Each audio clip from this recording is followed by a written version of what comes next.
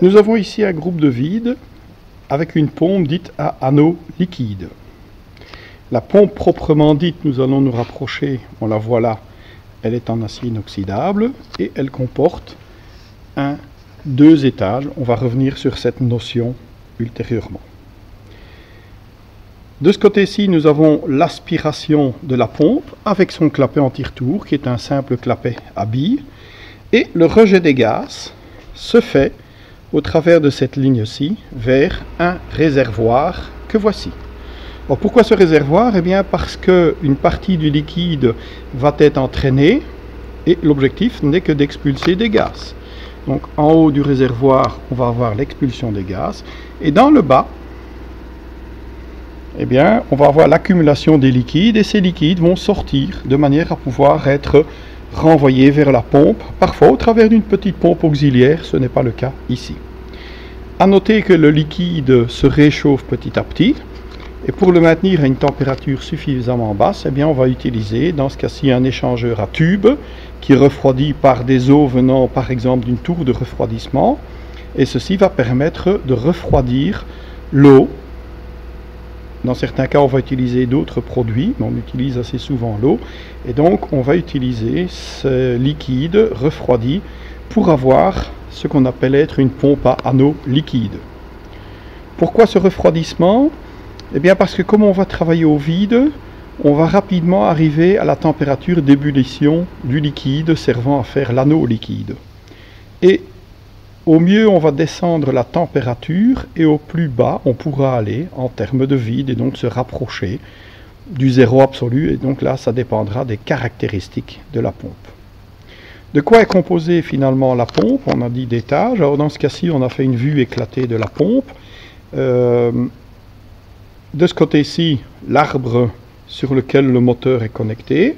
On voit la boîte palière avec le roulement qui est là. En principe, ce roulement se trouve ici.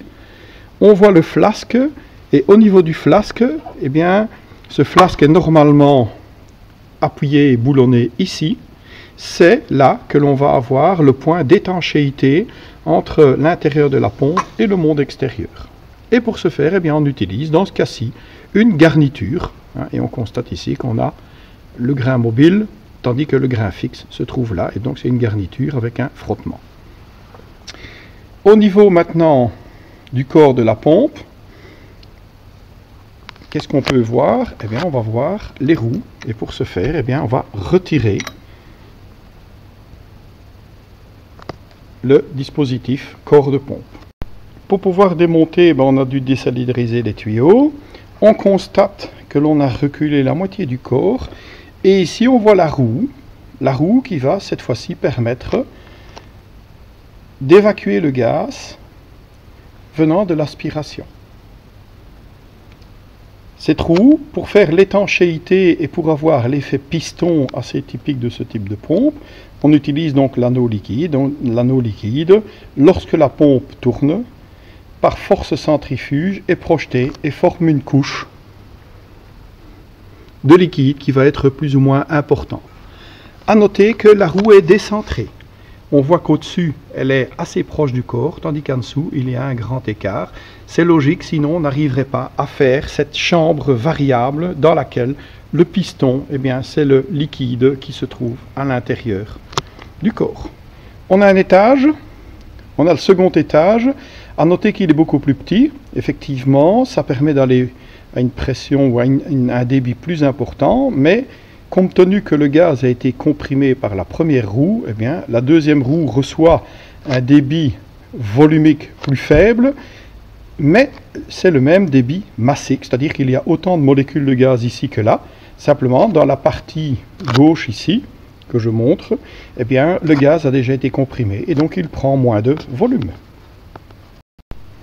Donc on voit ici la roue qui était légèrement reglissée dans le corps. On voit que l'on est pratiquement au contact du corps au-dessus, tandis qu'en dessous, on voit qu'il y a un large espace. La communication, que ce soit entre l'entrée et le premier étage, ou bien entre le premier et le deuxième étage, se fait au travers de lumières qui seront, par rapport à la position de la roue sur son axe, correctement disposées. voilà, par exemple, la lumière qui permet d'aller du premier au deuxième étage.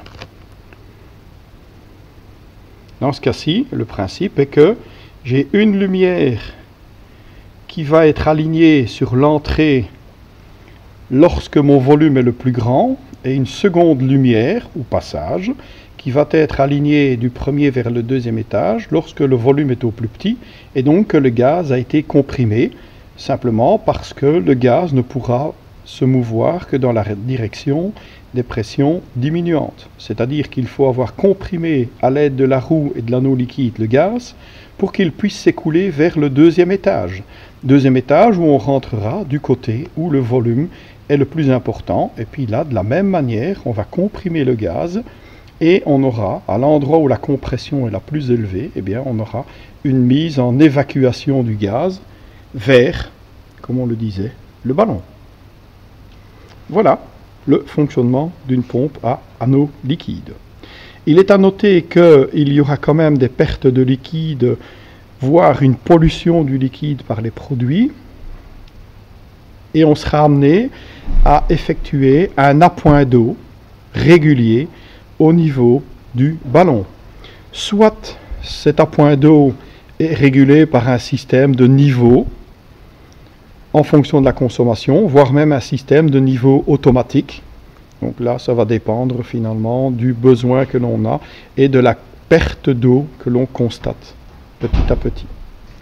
Une vue sur le palier, la boîte palière, et sur le roulement, avec dans ce cas-ci l'écrou du roulement et la rondelle de blocage que l'on peut utiliser.